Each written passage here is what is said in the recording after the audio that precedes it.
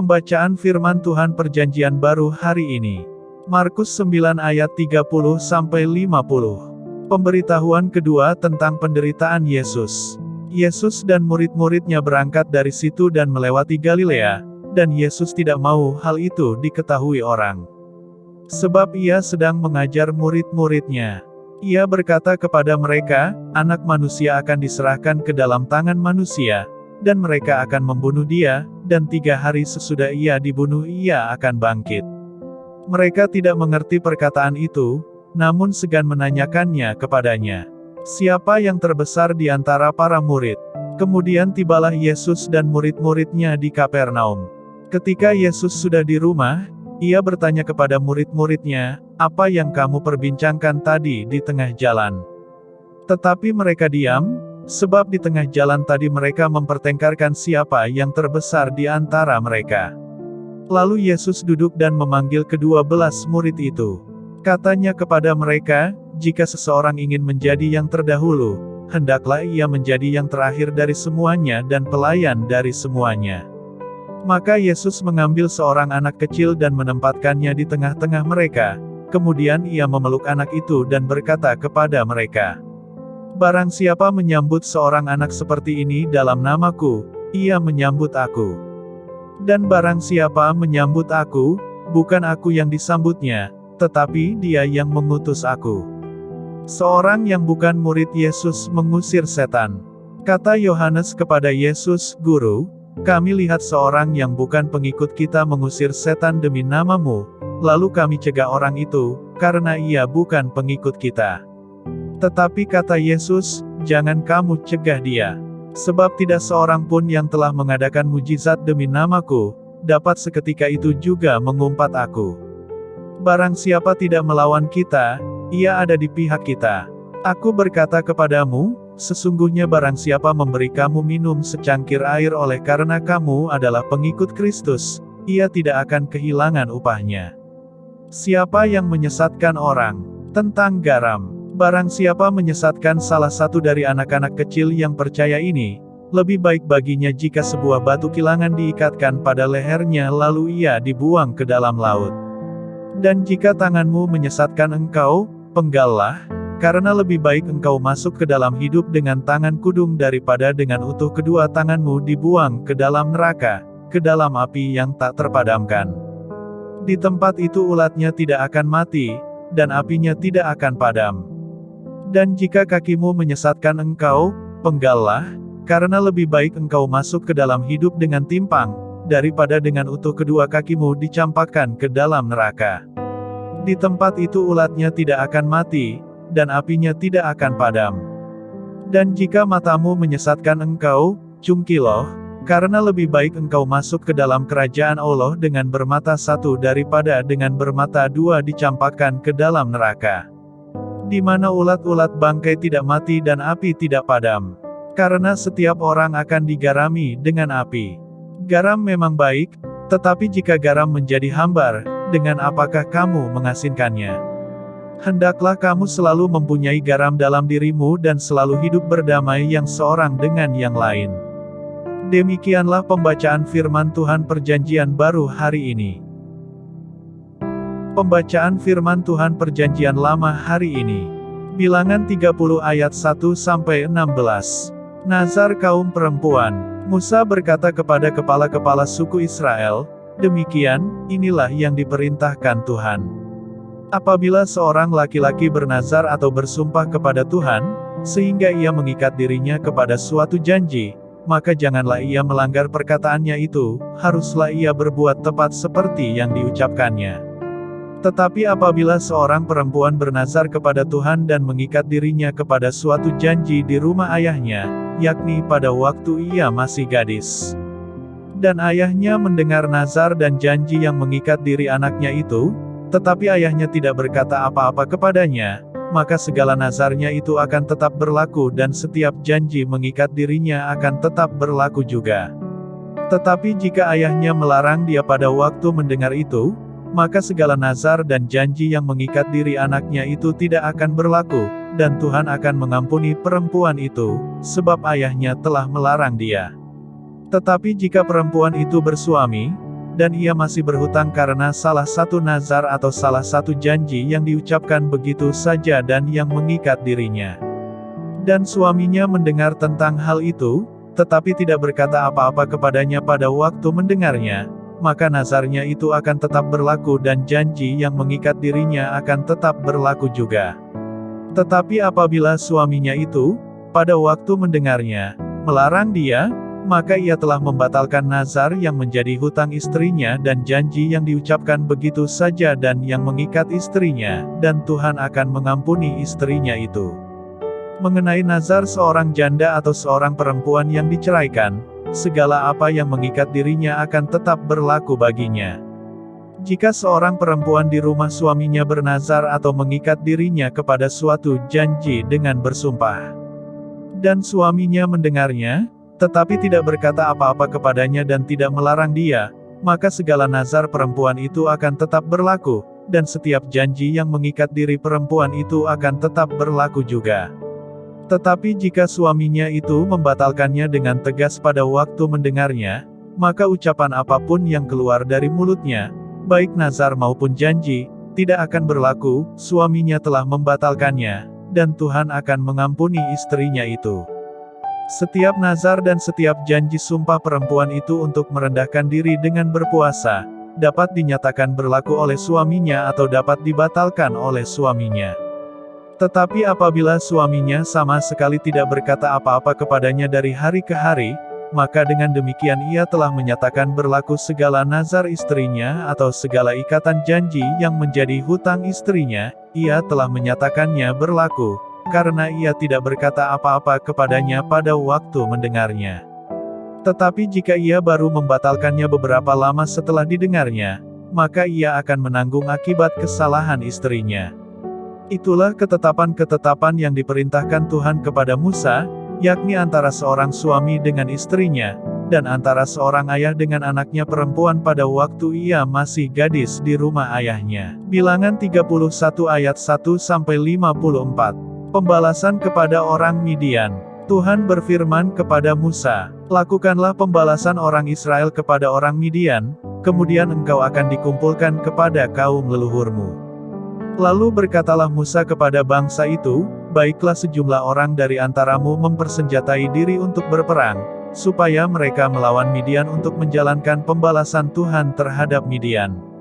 Dari setiap suku di antara segala suku Israel haruslah kamu menyuruh 1.000 orang untuk berperang."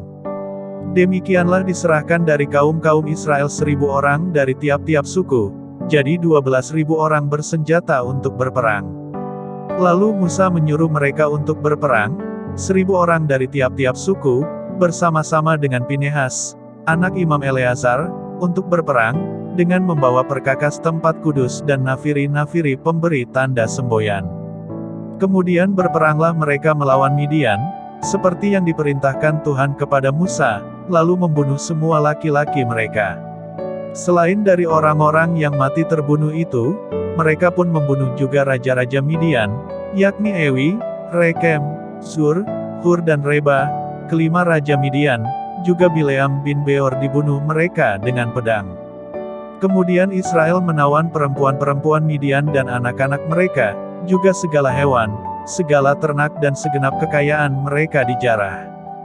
Dan segala kota kediaman serta segala tempat perkemahan mereka dibakar. Kemudian diambillah seluruh jarahan dan seluruh rampasan berupa manusia dan hewan itu. Dan dibawalah orang-orang tawanan, rampasan dan jarahan itu kepada Musa dan Imam Eleazar dan kepada umat Israel, ke tempat perkemahan di dataran Moab yang di tepi sungai Yordan dekat Yerikho. Lalu pergilah Musa dan Imam Eleazar dan semua pemimpin umat itu sampai keluar tempat perkemahan untuk menyongsong mereka. Maka gusarlah Musa kepada para pemimpin tentara itu, kepada para kepala pasukan 1.000 dan para kepala pasukan 100, yang pulang dari peperangan. Dan Musa berkata kepada mereka, "Kamu biarkankah semua perempuan hidup? Bukankah perempuan-perempuan ini, atas nasihat Bileam, menjadi sebabnya orang Israel berubah setia terhadap Tuhan dalam hal Peor, sehingga tulah turun ke antara umat Tuhan?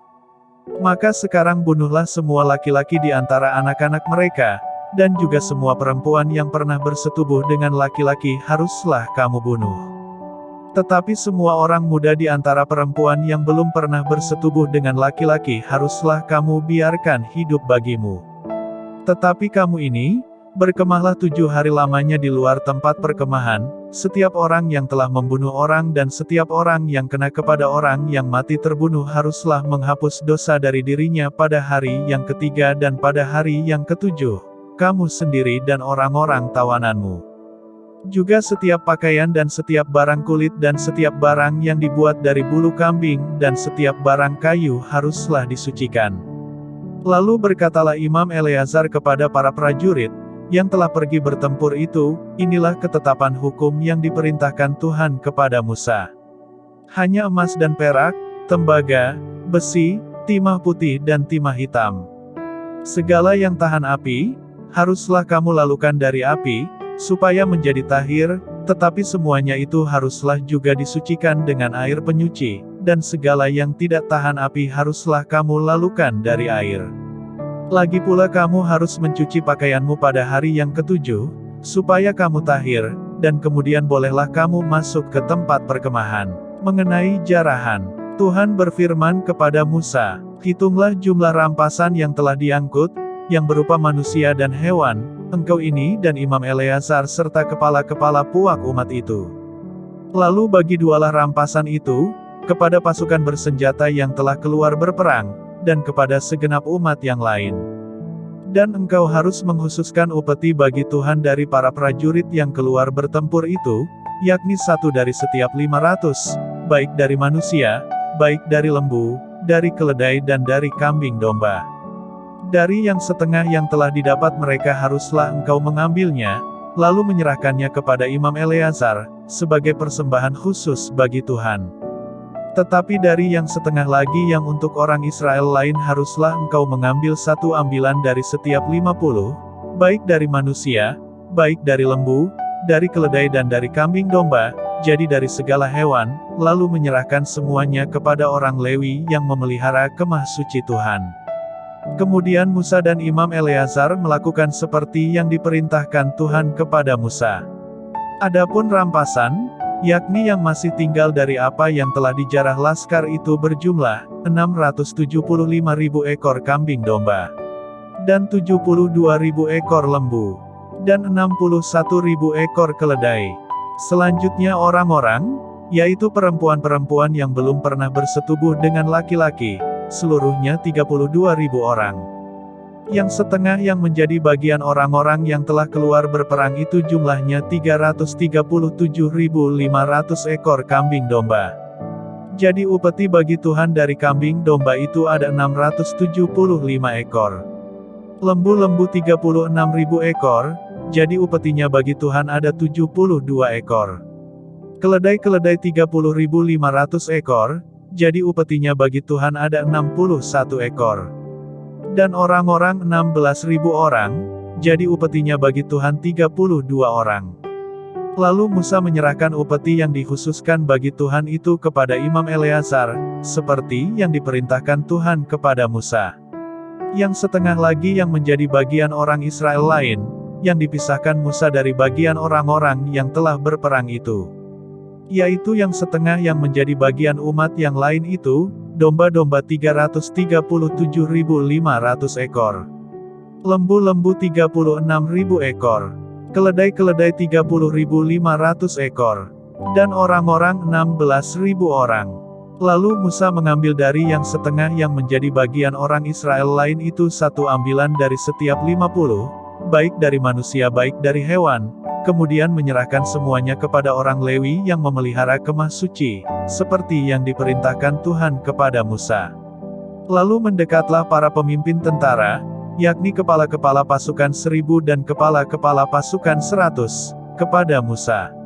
Serta berkata kepadanya, hamba-hambamu ini telah menghitung jumlah prajurit yang ada di bawah kuasa kami dan dari mereka tidak ada seorang pun yang hilang. Sebab itu kami mempersembahkan sebagai persembahan kepada Tuhan apa yang didapat masing-masing, yakni barang-barang emas, gelang kaki, gelang tangan, cincin meterai, anting-anting dan kerongsang untuk mengadakan pendamaian bagi nyawa kami di hadapan Tuhan. Maka Musa dan Imam Eleazar menerima dari mereka emas itu, semuanya barang-barang tempaan. Dan segala emas persembahan khusus yang dipersembahkan mereka kepada Tuhan, yakni yang dari pihak kepala-kepala pasukan 1000 dan kepala-kepala pasukan 100, ada 16.750 shikal beratnya. Tetapi prajurit-prajurit itu masing-masing telah mengambil jarahan bagi dirinya sendiri. Setelah Musa dan Imam Eleazar menerima emas itu dari pihak kepala-kepala pasukan 1000 dan kepala-kepala pasukan 100, maka mereka membawanya ke dalam kemah pertemuan sebagai peringatan di hadapan Tuhan untuk mengingat orang Israel. Demikianlah pembacaan firman Tuhan hari ini. Tuhan Yesus memberkati.